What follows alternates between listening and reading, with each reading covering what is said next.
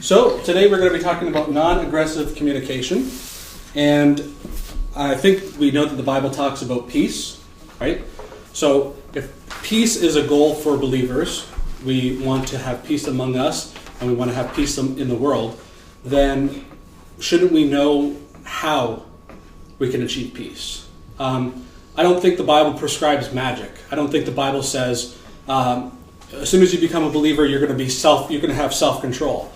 No, the very phrase self-control itself implies that you have to control yourself.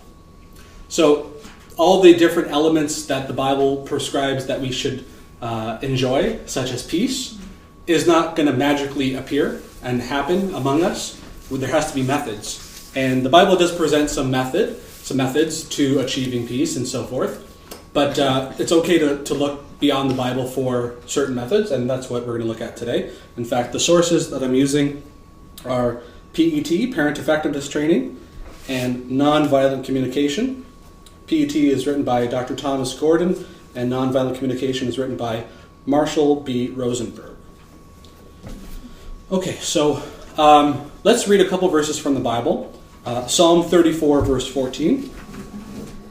Mine says, "Depart from evil and do good, seek peace and pursue it." Seek peace and pursue it. So the Bible teaches that we should seek peace and pursue it. Paul says in Romans, can somebody turn to Romans chapter 12, verse 18, I believe it is. If it's possible, as far as it depends on you, live at peace with everyone. If possible, as far as it depends on you, live at peace with everyone. Okay. So that puts the onus, the responsibility, on each individual to live at peace with everyone else. You're going to have people who aren't going to want to live at peace or with peace, but the onus is on you to do your part to bring peace. Okay, it's attributed to Hillel that he said, "Be among the disciples of Aaron, love peace and pursue peace. Love all creatures and bring them near to the Torah." So it's a unified Jewish and Christian teaching that we should be pursuing peace. And we can do that partly by learning about the things we're going to talk about today. First thing I want to talk about, what is communication? Let's get a definition for communication. Anybody have any ideas? How can we define communication? Contact, okay, so there has to be some interaction, right? Getting one understanding of what you think to another person's mind. Okay. So the thing that came to my mind was the communication is the transmission of information. All right? So that's getting contact and the ideas from one mind to another, right? A couple of definitions. I just did a Google search, right? And here are a couple more definitions I found. The imparting or exchanging of information or news. Communication is a process of transferring information from one entity to another. So, do we want to come up with a specific definition we'll put here? One person? Does it have to be people? Yeah, it has to be people. So, how about the transmission of information among people? That sounds good. Probably too small, eh? Maybe I should do that a little bigger. The transmission of information among people. That's what communication is. So why do we communicate? Why? Why do we communicate? Why? Well, a simple Google search provided me this. It said, communication occurs in order to survive in society. Mm-hmm. Sharing information makes life easier since we are able to share our thoughts and feelings. It also helps us to form social bonds in society and to handle how others perceive us.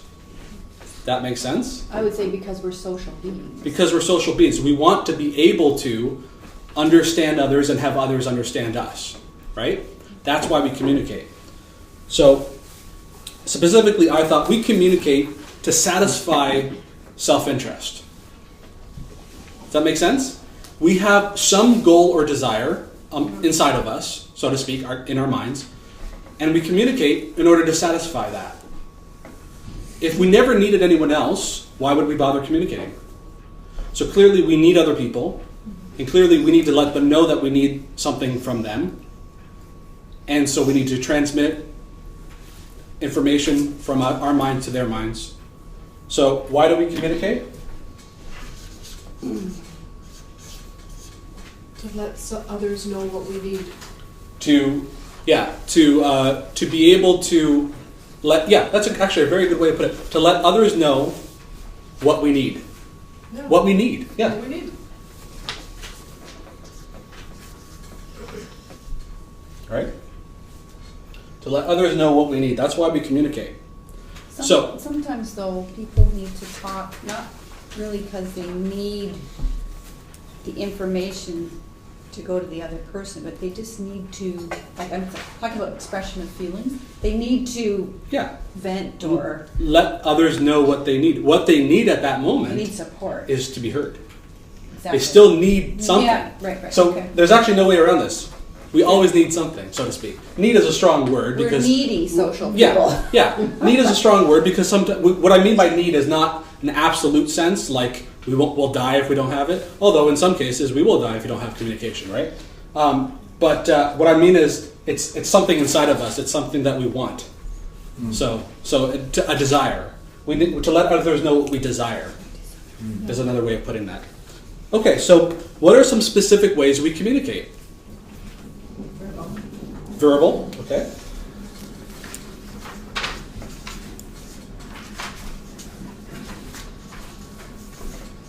All right. Written. Get that from the librarian. Yeah.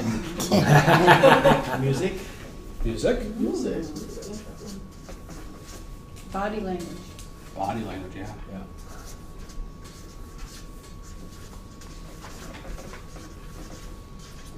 What's body language? We should know. No. You We should Italian know. people, yeah. Body language. You're using body language right now, right? Oh, yeah, You're whenever- communicating. Isn't it true that most communication is nonverbal? Yes. I've heard that, right? Most communication is nonverbal. If someone says something to you and they say, I am very happy, Yeah. do you believe them? Yeah. But if they say, Right. I am so sad, Right. what do you believe? Right. You believe the body language, you don't believe what they say. Yeah. So there's some ways, and there's probably more, but that's good. What are some specific reasons why we communicate? So we talked about why, the ultimate reason why, but what are some specific reasons why?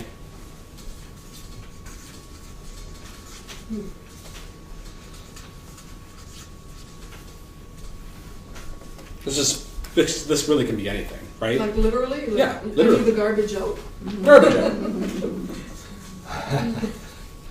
Take it out yourself. We generally do. You need to eat. I'm hungry. Yeah. That's communication, right? Again, this can be literally anything, right? Yeah. But what are some specific things that, we want people to understand what we believe in. So we communicate our beliefs. We want others to believe what we believe, or at least know what we believe, right? Let's go with one more. What are some things we want to communicate? Our Right. comfort. Okay, Like if so in other the words, roof is leaking, or if it's too cold in the house, then you've got to communicate. we want to be able to communicate to others what our comfort level is, so that they can help us achieve that, right? An emotion. At the exact same time. Yeah, that's what I was going to say. We want people to understand our emotions. All right, that will be slightly relevant for what we're going to be talking about. Okay, so interestingly, so we have all these reasons why we communicate, and we have how we communicate, but what we didn't say specifically, and that's fine, is sometimes the way we communicate using these methods can actually get us the opposite of what we want. What do we want? To let others know what we need. And we want that satisfied, right? We want our desires satisfied. We don't want people to not satisfy our desires. Who doesn't want their needs and wants satisfied, right? The way we communicate will achieve the very opposite of our intended goal, which is to get others to satisfy our needs. Sometimes the way we do it will get them to not satisfy our needs. Specifically, not satisfy. So it can be counterproductive. Counterproductive, for sure. Oops. So, What is aggression?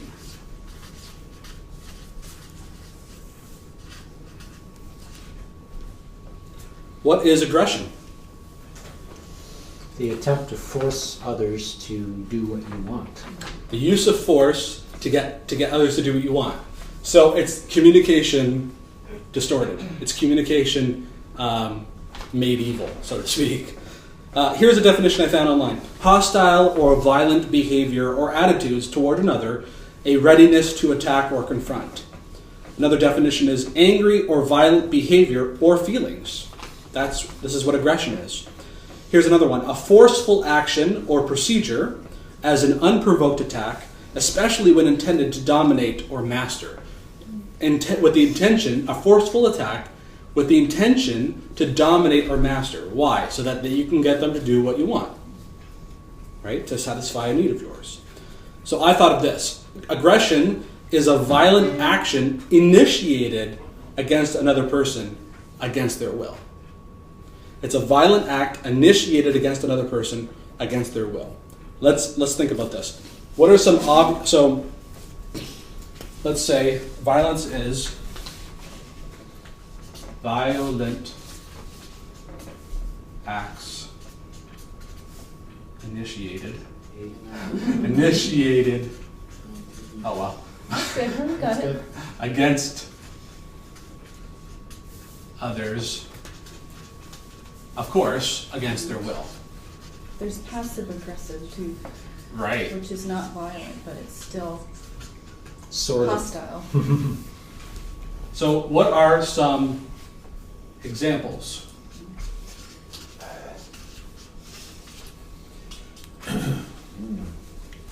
Some examples of aggression. Yelling. Yelling? Yelling Yeah, at definitely. You do it. Yelling. All right. Pushing. We're looking at violent acts initiated against.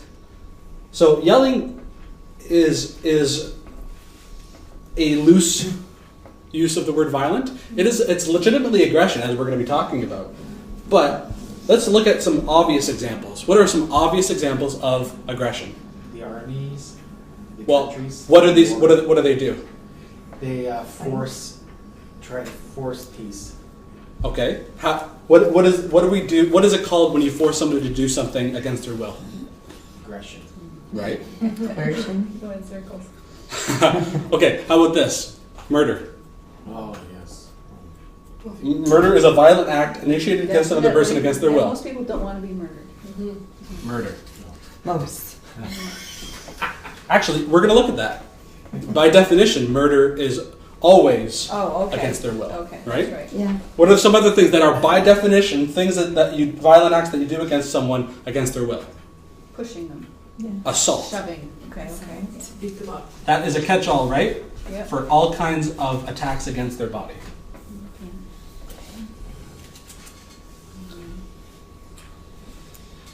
Is abortion? That would be murder. Murder. Right? Okay, so Would that include withholding necessary things from them? Affection. it's not necessarily violent, but it's an act against. It's violent in the sense that it will result in a murder, Hostile. or it will result in an assault or murder. So yeah, definitely. There's another pretty obvious one. A couple obvious ones actually. Stealing? Yeah. Oh, okay. Yeah. Somebody can only steal is if they have a violent action against you, or at least the threat of a violent action. Right? When you put a gun to somebody, they're not actually committing a violent act, but it's a threat of a violent act. So theft is aggression. Okay? Blackmail? Okay, blackmail is okay. We can put blackmail under a catch-all, enslavement.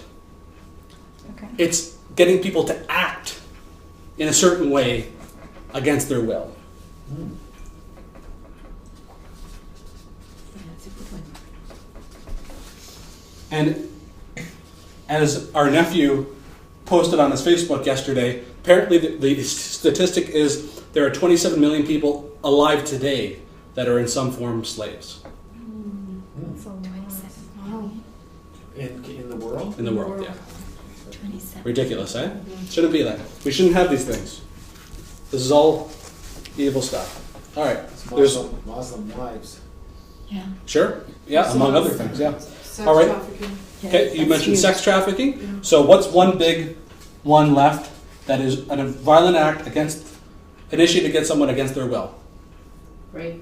Rape. I mean, we can classify that under assault, but it's a little more specific, right? So, okay.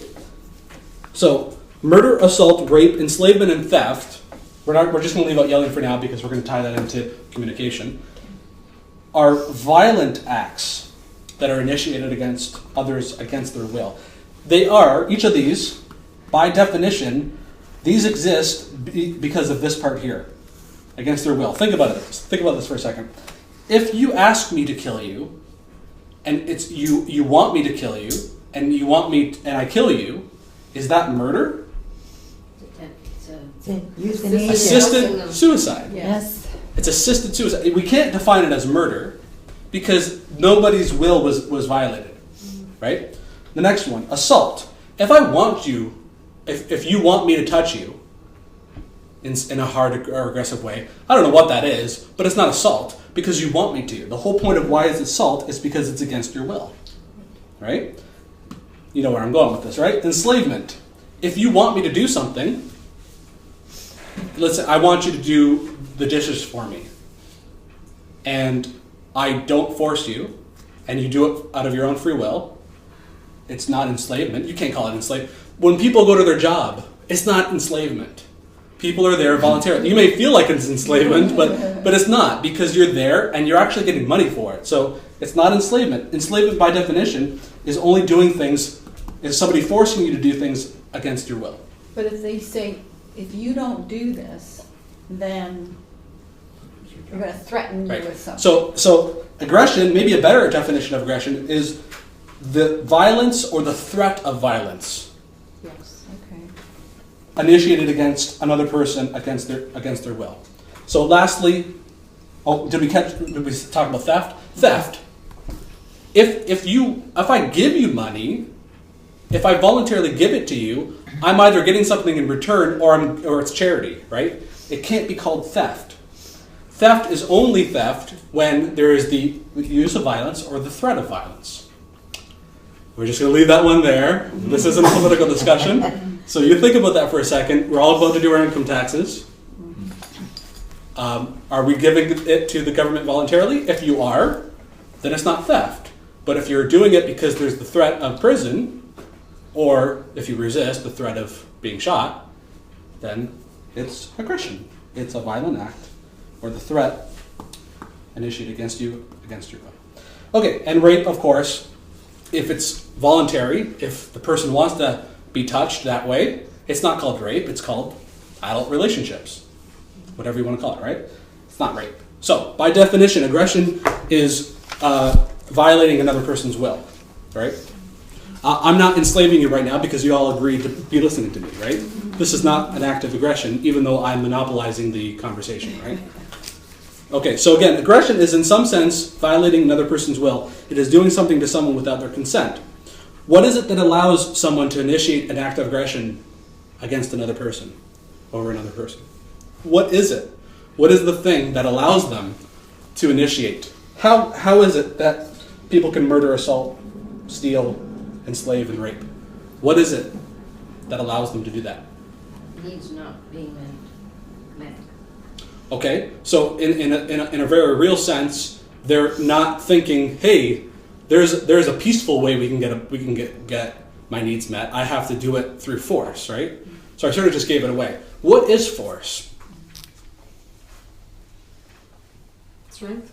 Power? Power. The only reason why somebody can kill somebody else is because they've overpowered them in some sense, either through a weapon or through their body mass, right? Again, the only reason why any of these can happen is because people use power over another person. A 100-pound man, a 100-pound weakling cannot easily assault a 300-pound bodybuilder, right? But a 300-pound bodybuilder can easily assault a 100-pound weakling. Why? Because the power difference. 300-pound bodybuilder has power over the weakling, right?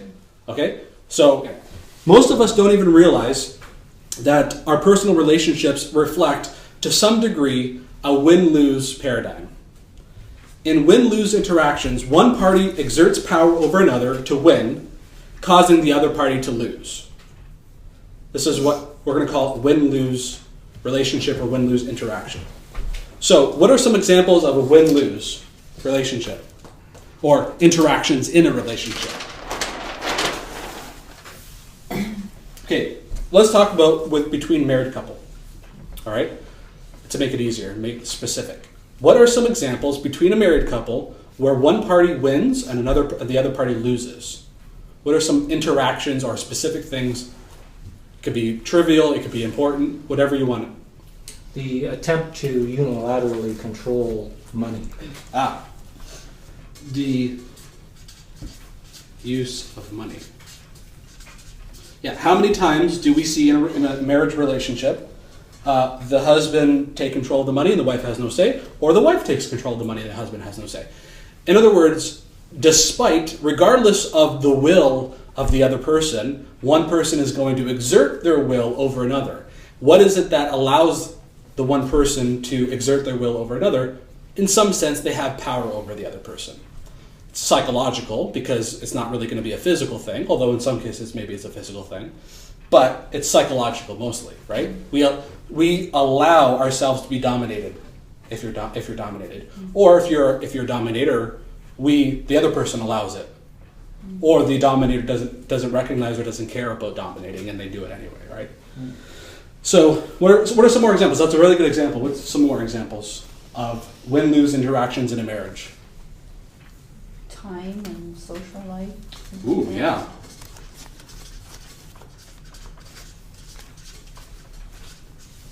What if the husband is an extrovert and the wife is an introvert? How do you deal with that? If I wanted to go out all the time, and in fact, when Sarah and I first got together, I was still under the sort of young adult lifestyle of wanting to go out all the time. Let's go somewhere. I don't know where to go. Let's just go anywhere. And she was not really like that, right? That's fine. But, what if I had said, I don't care what you want. I don't even have to say this. I can just manipulate emotionally. I can say, I don't care what you want. We're going out. It doesn't matter that you're an introvert and you'd rather stay home and be alone. It doesn't matter. You're going to lose. I'm going to win. We're going out. Right? Time and social life. That's a good one. Anything else? Children, yeah. Whether to have children or not. We just heard of a story of a couple getting a divorce because they both had decided not to have children, but by the time, at this point now they're married, and one is saying, let's have children, and the other one's like, no, we got married not wanting to have children. And so they're getting divorced over it.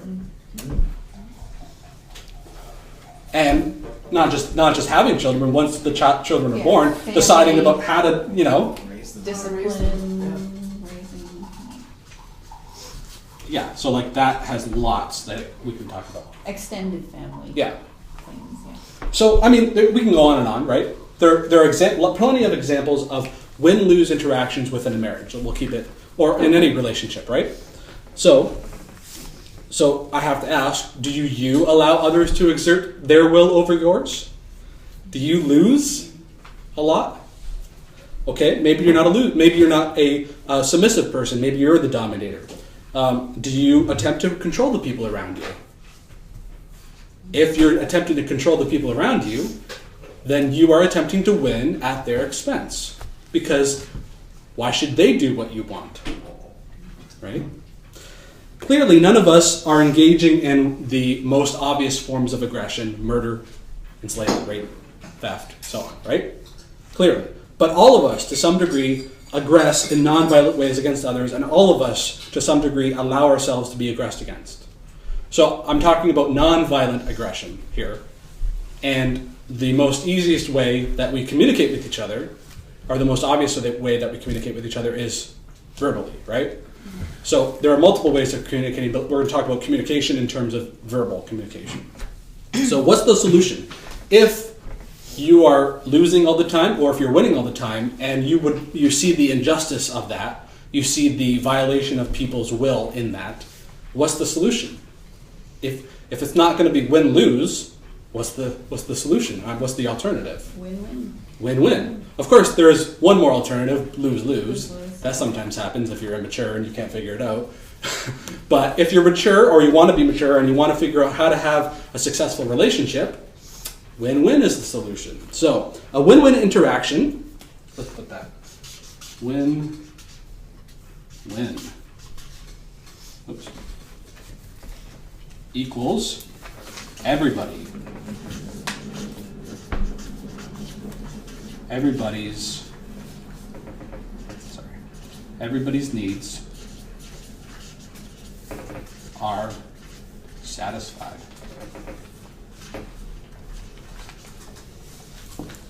A win-win interaction or relationship, if that's what you strive towards, is the interaction, the situation in which everybody's needs, all parties involved, all their needs are satisfied.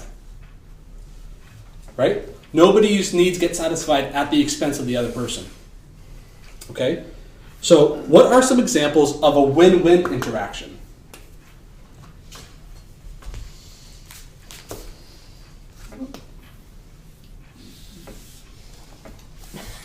Really, in all those situations above, they're just handled differently. So, in All other those words, three situations. you could have win-wins in all those. Is that what you're saying?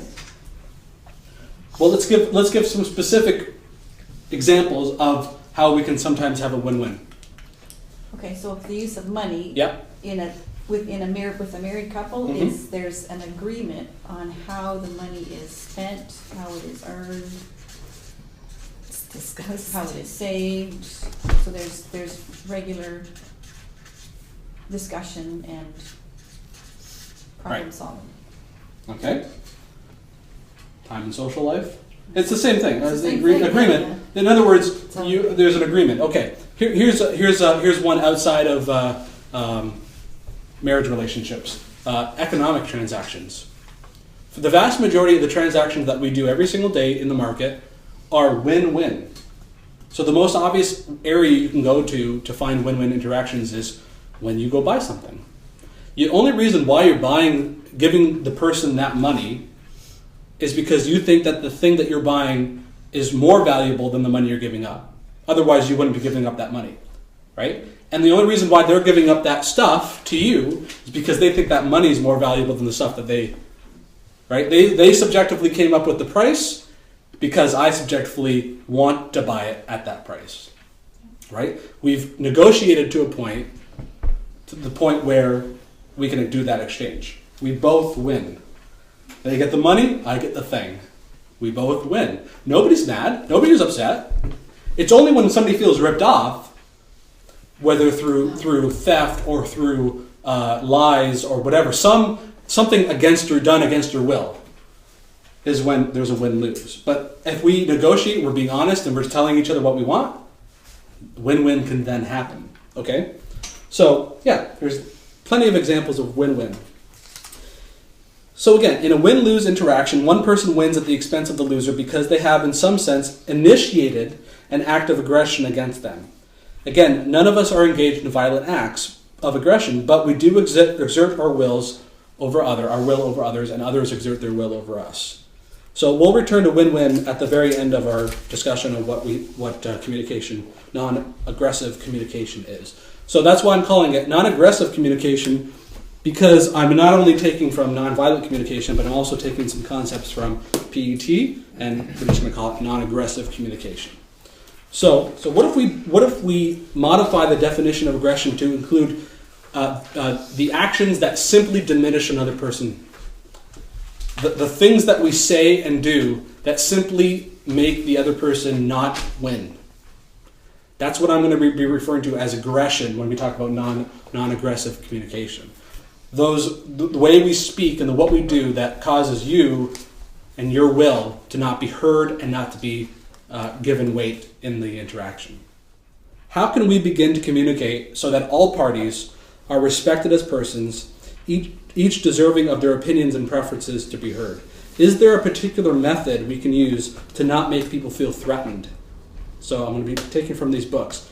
the 4 sections that are on your page are the 4 aspects of Rosenberg's nonviolent communication. All right? Observable action, feelings, needs, and requests. I'm going to be including in those areas some PET stuff like active listening and iMessages and the no-lose method. Okay, so the first one, observable actions. Observable actions. What do I mean by observable actions? Well, to begin to communicate in a non-aggressive manner, we have to state the observable facts and not use judgmental language. When you have a conflict with your spouse or with anybody, if you start saying, you did such and such a thing because such and such a thing, because of this, because of that, you are saying what is observable, and then you're adding your judgment, your evaluation of why they did what they did. It's true. Okay, let's pick an example. Let's pick an example here. Sarah asks me to do the dishes, something we do a lot, right? And I didn't do them, okay? Let's say the next day I didn't do them, and the next day she comes to me and said, she would never say this, by the way, but I'm just using this as an example. You didn't do the dishes because you're lazy. Now, it's an observable fact that I didn't do the dishes. She could see it, she could touch it, it's observable, right? But it's not observable that I didn't do them because I'm lazy. That was her evaluation or judgment of the reason, the motivation behind why I didn't do it, right? So what we need, the first step to non-aggressive communication is stop making judgments.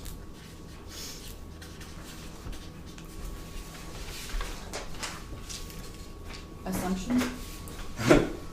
Or assumptions. Is that what we're writing down? Sure. Yeah, you can write that down in that area. All right? Stop making judgments. Instead, state what can be seen, heard, touched, smelled. I don't know why. Maybe that could come in. Seen. What sense am I missing here? Tasted, I guess. Only provable facts? Only provable facts.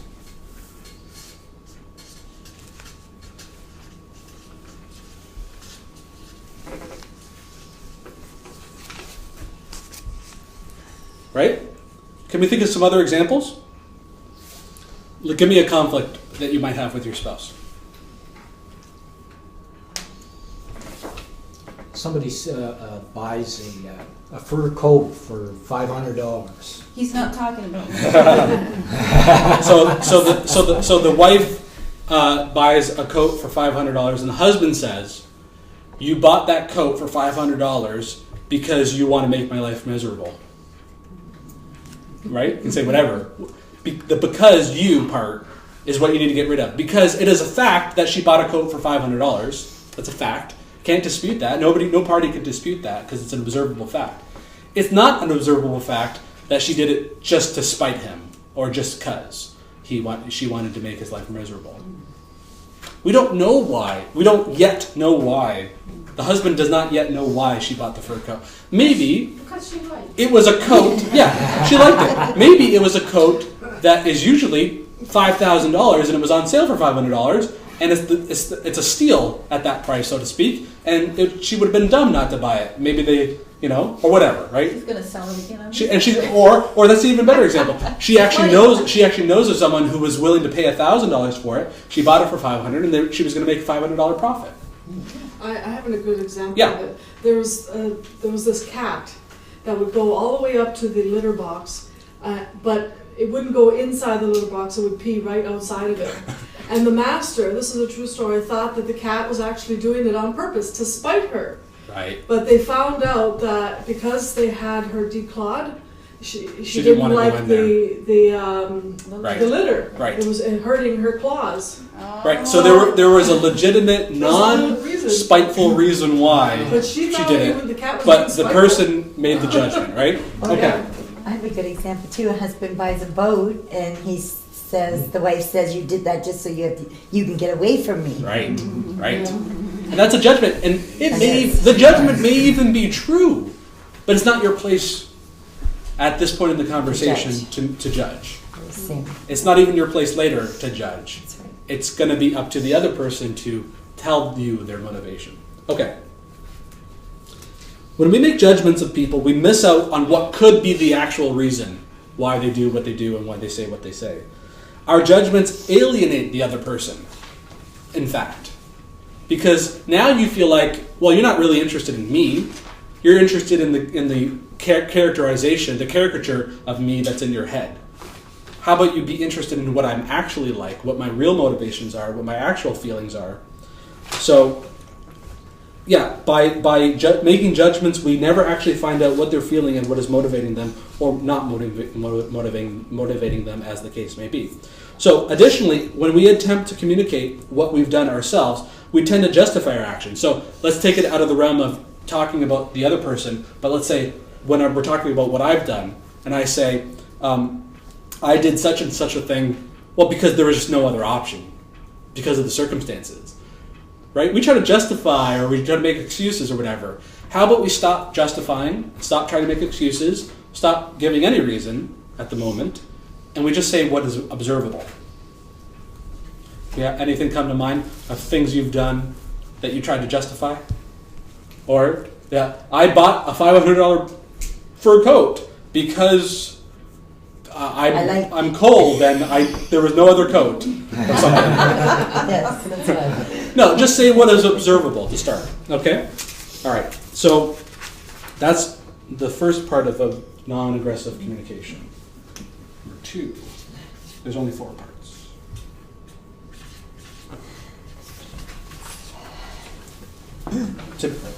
To be able to communicate so that you are heard, so that your needs will be satisfied, you have to first tell the other person what you're feeling. And in order to get to a win-win, you have to first start with the emotional motivation behind your actions or your state of mind. To do so, I've found, and it's probably going to be the case for you guys too, we're going to have to increase our vocabulary when it comes to feelings. When I try to think of what am I feeling right now, hardly any words come to mind because I've not been trained to think in terms of what I'm feeling, right? So, thankfully, both books provide a list of words. So we have afraid and a whole bunch of words that are associated with that, and so on, right? So the best thing we can do is let us pick an example, a scenario in which we can then talk about our feelings. Anybody have anything in mind? I guess. Okay, so observable actions are those things that actually happen. Feelings are what those observable actions make you feel inside. And needs are those things, those universal human desires that all of us want. Things like connection and physical well-being and play and humor and peace and autonomy and meaning and acceptance and all those good things. And so basically, these lists are essential. Without these, you'll be lost. So these lists are essential for you to begin to memorize these words, because as you're feeling the feelings and thinking to yourself, what is my need? These lists will be essential to allow you to verbalize what it is your feelings and your needs are. So that leads us to the 4th one. So what would the need be for that? I have a need for a clean home, clean air. Yeah, I mean, I need for... What is it? If you have garbage in your house, Yeah. it's not going away. It's not good for you in a number of ways. Safety and other words that would refer to a sense of feeling okay. Yeah. Things are not cluttered. Things are not, in your way and or dirty. So the last one is requests.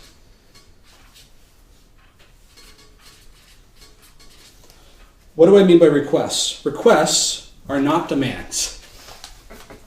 So what would you say? Oh, you didn't take out the garbage. I feel annoyed. I have a need for safety or peace or whatever it might be. So you better go and go take out the garbage now. Would you please take out the garbage? Yes, can I make a request that you take out the garbage? Now, if your spouse loves you and wants to meet your needs and be happy, they will know that they didn't do it. They will understand that you feel annoyed or irritated or anxious. They will know now of what the internal need, motivation behind why you wanted it in the first place, and they will happily fulfill that request, right? Maybe. If No, they don't now have here's the thing. something else more important. Here's the thing. What if I absolutely didn't want to take out the garbage because, for some reason, Or back. Or... my back hurts? That's legitimate too. All right, so the key is not just make a request and just hoping that they will do it. It's to come up with win-win solutions. So the requests have to be done in a way that take into account the other person's feelings and needs as well. Your request for me to take out the garbage is making me feel anxious because I have a need for physical well-being, and I won't have physical well-being because my back hurts if I take out the garbage right now. Can you, and here comes the win-win negotiation. It's all about negotiation. Can you wait until tomorrow when I know that I will feel better in the morning? Can you wait until tomorrow for the garbage to be taken out? The garbage doesn't get taken by the garbage man until 2 days from now, so why can't we do it tomorrow? So you, as a person who also wants to fulfill the other person's needs, right, think to yourself, you know what, that's true, okay, I'm going to get the garbage taken out tomorrow, so I get to win. And he gets to win because he's willing to do it. He just doesn't want to do it right now because the back hurts. He's willing to do it tomorrow. It's the same thing for us at my home. We live in an apartment, so we have to take out the garbage and put it down the chute, right? But we live on the side of the building and the chute's over on the other side of the building. And neither of us like to do it. So Sarah likes, as I do, the garbage that we put into plastic bags near the door to be taken to the chute. And sometimes I think to myself, I'm tired, I don't want to do it, but tomorrow morning on my way to work, I'm happy to drop it off. Is that acceptable? Yes, because I can live with one more night, she could say. I can live with one more night if it's sitting there. Right? If it doesn't smell. Yeah, if it doesn't smell. That's what I was thinking, see, or but you that's have a just it. dog. Okay, so you say to yourself, well, if some other circumstance comes up, like, oh, but the garbage smells. All right, do we have a balcony? Yes, we do. Can we put it on the balcony until tomorrow morning? Yes. Win-win. Because the concern of it smelling is now resolved, but I still get the win because I don't have to go take it. Right? Win-win is fun because the solutions. It's only when you present yourself with the possibility of win-win is when the creativity bubbles and sparks and grows. Right? Because up until this point, you don't know what the solutions are. But once you get going and you know what the feelings and needs of the other person are, you can start talking to them and figuring it out and coming up with ideas. All right. So this is an introduction to non-aggressive communication. I actually didn't get to PET's methods, which would include active listening and iMessages. It's just a different way of approaching this. The nonviolent communication method is you, the person doing the feeling, states your feelings and needs, whereas the PET method is the other person saying, are you feeling this? That's active listening. Are you feeling this? Instead of saying, why are you feeling like this? You say, are you feeling this? But what I found in experience, what Sarah and I have found in experience is, I don't always know what I'm feeling. And so it's good to have another person sort of probe me in a gentle way. And are you feeling this? Are you feeling that? So none of this is hard and fast, and none of this is written in stone. But these are basic ideas of try not to use judgmental language, but instead only say what's observable. State your feelings as best as you can. Increase your vocabulary by going through the list. tell what your internal motivation and needs are. The list will help, and make requests of each other so that you can get to a win-win solution instead of a win-lose solution. So that's non-aggressive communication.